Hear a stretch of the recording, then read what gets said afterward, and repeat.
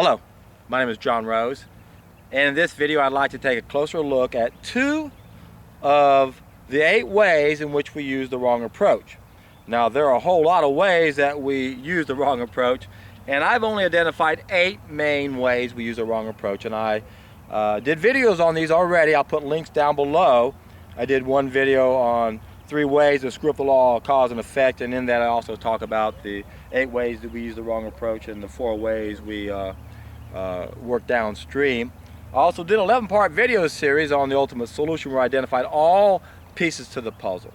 And what we're talking about here, my friends, are pieces 8.1 and piece 8.5. Now, piece 8.1 is where we use the wrong approach when we expect systems to solve problems that only we can solve. And this especially applies in the fields of medicine, because most of our health challenges are self-inflicted. They're 100% within our control, and there are no systems that can solve those problems.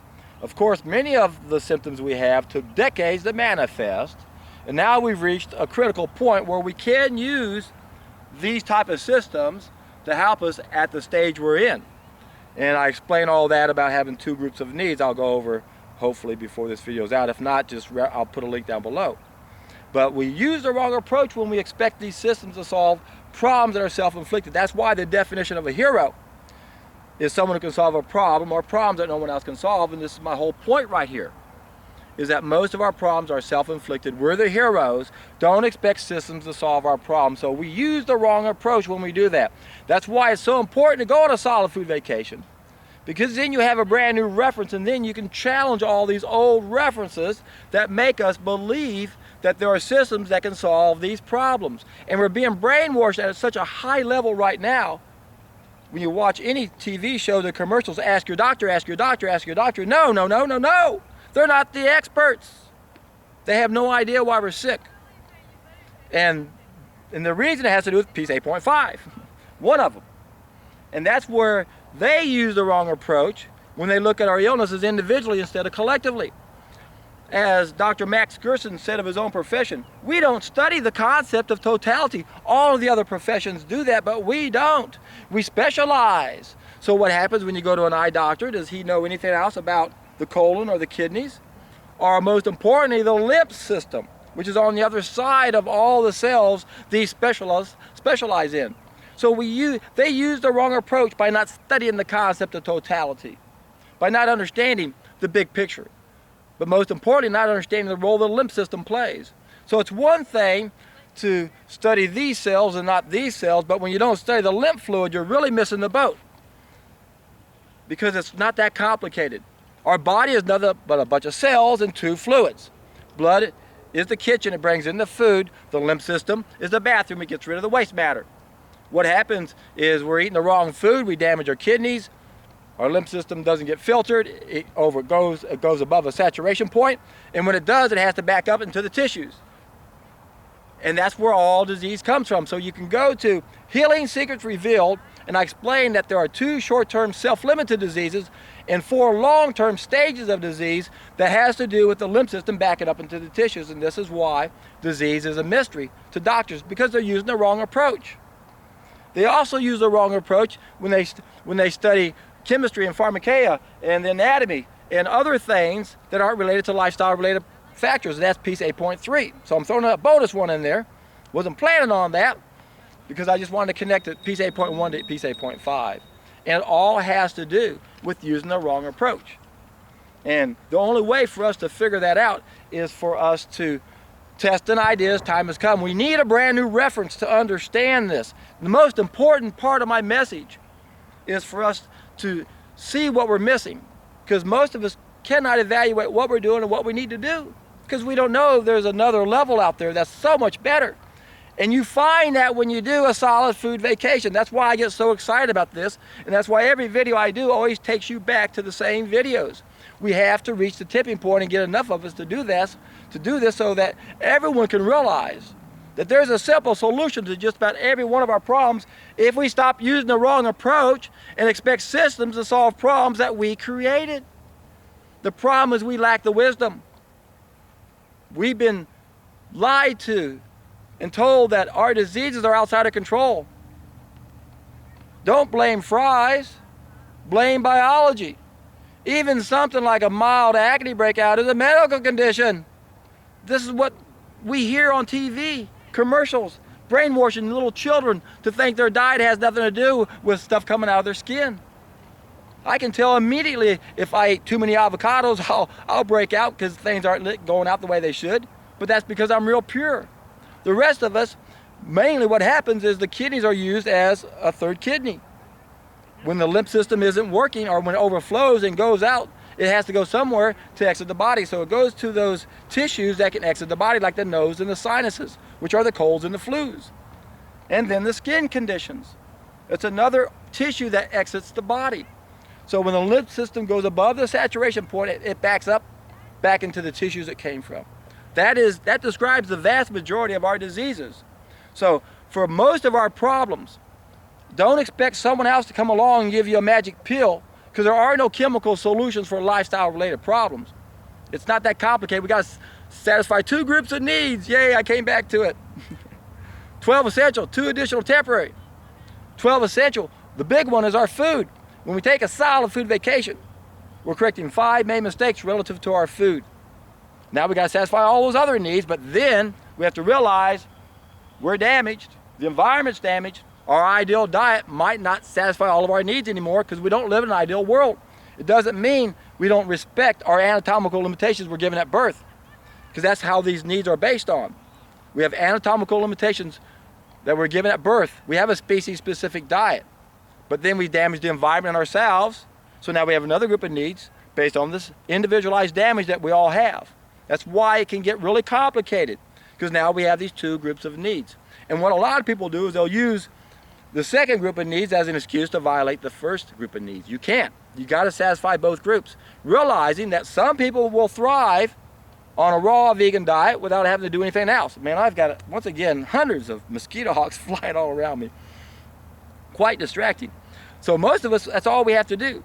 But then occasionally, some of us might be temporarily impaired or permanently damaged, and that's where the art of solving problems comes into play. That's where we have to satisfy this other group of needs.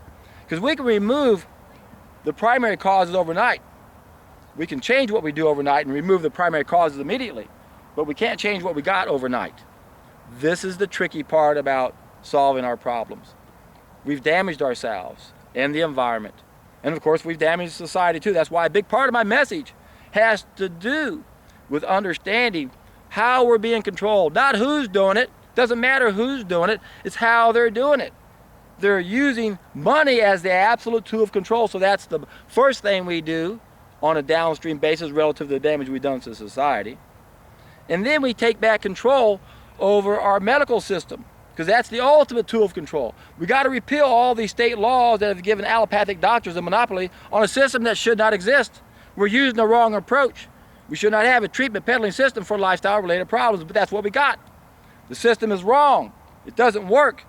It's killing us. It's torturing us. It's the dark ages of medicine. We got to put an end to it. All you doctors out there, you guys got to get together and figure out what to do to turn your profession around, because you're the main key point in all of this that keeps us where we're at. And that's what we have to realize. Every one of us plays a role in either getting us out of this hell or keeping us where we are. If you refuse to wake up and take responsibility, you're keeping us where we are. And not all of us are ready for this, so I understand this. That's why I'm appealing to the trim tabs out there, the first wave of heroes that are going to get us to the tipping point. Until then, it's going to be a struggle. There are a lot of obstacles out there. Remember, controlled opposition is everywhere. And you can tell who they are anytime they attack the truth. Whenever they justify the fall of mankind. Whenever they say, oh, cooking is good. Either that's a person who has no logic at all, or they're a shield. They're part of controlled opposition. Because that's the piece of the puzzle that's stronger than all the armies in the world. Because it changes our mentality. That's the only way to defeat all the armies in the world, is to change our mentality. We can't do it by thinking. We got to stop destroying the nutrient that made us lose one of our senses.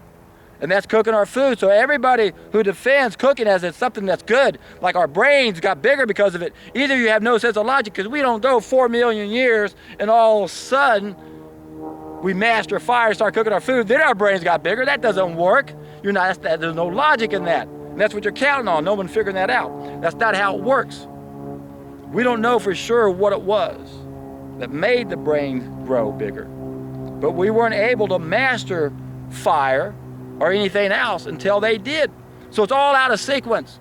Beware of fools in controlled opposition who don't understand how important the fall of mankind is. If you don't understand the role cooking plays, then you're missing the biggest piece of the puzzle, because it destroys the coherent sunlight energy that we store in the nucleus of our cells. It's called a biophoton. It's how cells communicate. We lost one of our senses when we started cooking our food. It didn't make life better. It went downhill from then. And we didn't have the brain to work with fire before then, so it doesn't even make sense that we went 2/3 into our existence and all of a sudden we're able to do something we hadn't done before. No, the brains got bigger, then we were able to do things we haven't done before. It's out of sequence. So be careful about someone that says, oh, I've got these studies and this and this and this. Don't trust these people, trust your own logic. You got to use logic when it comes to this, because this is common sense. Put your hand in fire and what does it do to it? It destroys everything. We know that cooking, we lose 30 to 50% of the vitamins and the minerals. We know that it destroys 100% of the enzymes and the biophotons. Throw the enzymes out, I don't even want to put that in the equation. The biophotons are the icing on the cake, but guess what? You can throw that out too and you still got a cake that tells you you're not supposed to cook food and it doesn't make anything better, it makes it worse. Well, I get mad when I hear crap like this. We lose half the biological value of the protein. Half of it. Oh, cooking food, we were able to eat more food. It made our brains grow bigger. We lost half the protein. You're not going to get enough protein that way, fool. How about the carbohydrates? Does it harm the carbohydrates? Yeah, it caramelizes them, turns into a cancer-causing substance called acrylamides. And we've always known when you heat fats, it turns into a carcinogenic substance. So the macronutrients, the protein, the carbohydrates, the fats, we know it damages those. Drop an egg in a skillet, you see the egg white coagulate right before your eyes. We've damaged it, we've altered it, we've ruined it, and it's ruining us.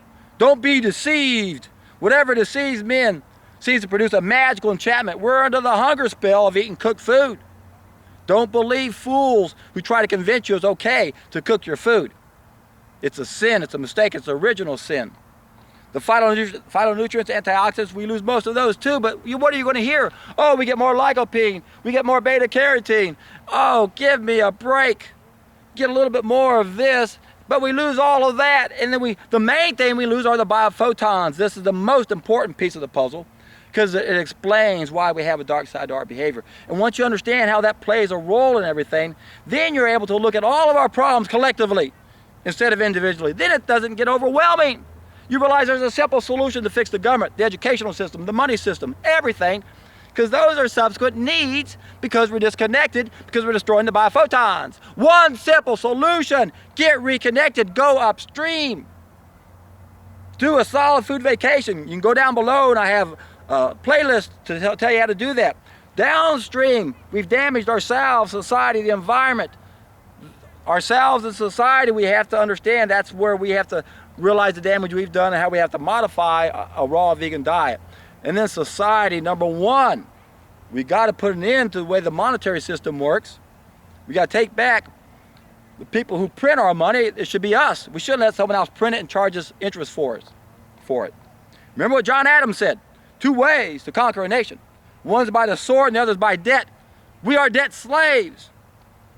Watch the Thrive document if you don't understand what I'm saying. You have to understand how this piece of the puzzle fits, because they're the ones who finance the shields that come out and say cooking's good. Anybody who promotes cooking or slams raw food is part of the controlled opposition, or they're just idiots.